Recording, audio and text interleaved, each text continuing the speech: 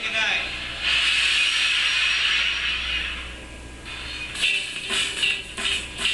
When the curtains rose on the PBA Reinforced Conference, the talks were solely focused on one subject. Could San Miguel nail the Triple Crown? At first, it was a little bit tough, mainly because once you win the first two, everybody's expecting you to win the third one. You can almost feel that if you don't win the third one, the whole year is defeat. You win the first one, you win the third one, that's fine. You win the second one, you win the third one, that's fine. But if you win the first two and you don't win the third conference, it's almost like you won 2 championships, but it means nothing because you failed in winning the Grand Slam. To clinch the rare Grand Slam, Black knew he had to do one thing. The major thing at the beginning of the conference was to get a good import. With that in mind, Black took on Indiana's Keith Smart, who played in with glowing credentials. The move nearly proved fatal. San Miguel made a mistake earlier on in that particular conference. Dinala na si Keith Smart. True, Smart had the credentials and the talent to back him up. He felt that he could relive his NCAA glory days in the PBA all by himself. Kanya, Coach Norman Black saw that very early. And with Smart in the lineup, San Miguel lost its first 2 games of the conference.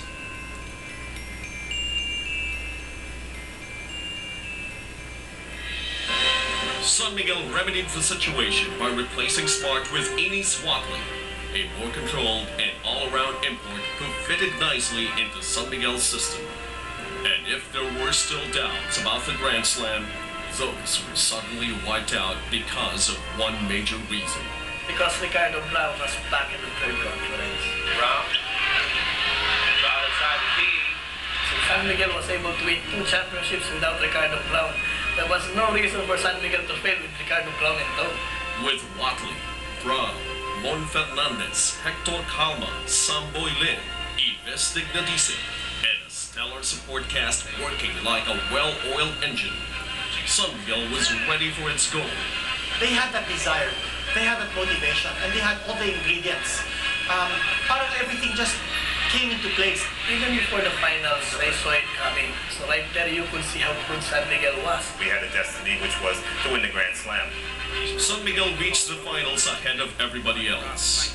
But the other half of the last piece of the Grand Slam puzzle had yet to be written.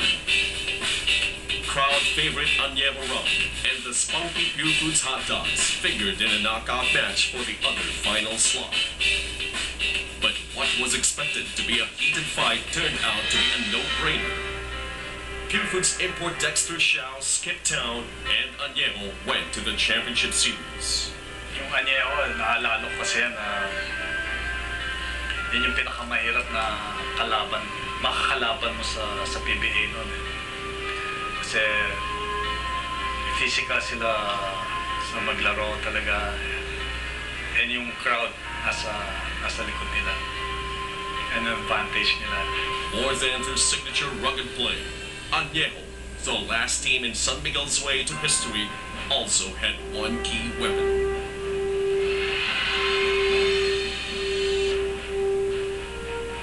Carlos Briggs was such an explosive scorer. But I also felt at the beginning of that final, sabi ko, Carlos Briggs might be able to explode 1, maybe even 2 games during the series. But can he explode to lead Añejo to 4 wins in a best-of-7 series? Medyo mahirap yun eh. And realizing the importance of shutting Briggs, San Miguel went to work on the gunner in Game 1, using an Añejo-style defense to bottle him up. Briggs got knocked to the floor a lot, as San Miguel ready to answer the season's final question. But Briggs managed to escape from the clutches of his defenders. And the Rum Kings turned the table and made life miserable for Watley. And true to the Añejo tradition, the banging nearly turned to blows as Alvin Tang and Rudy Distrito engaged in heated moments. And tempers are beginning to flare. Jaworski acting the role of peacemaker here. As fireworks almost exploded there between Rudy Distrito and Alvin Tang. Tang had the right to be sorry because Distrito got him in the face there with that foul. This and all, San Miguel took a head start in the series with a Game 1 win. In Game 2, Juan Fernandez, Ines Watling and Hector Calvo got San Miguel off to a rip-roaring start and left Añejo biting dust early.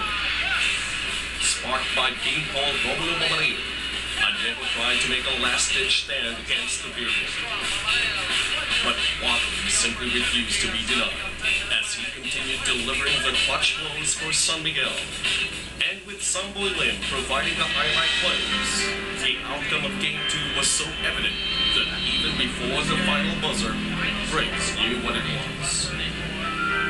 The series now stood at 2-0, with 2 to go before the fulfillment of destiny.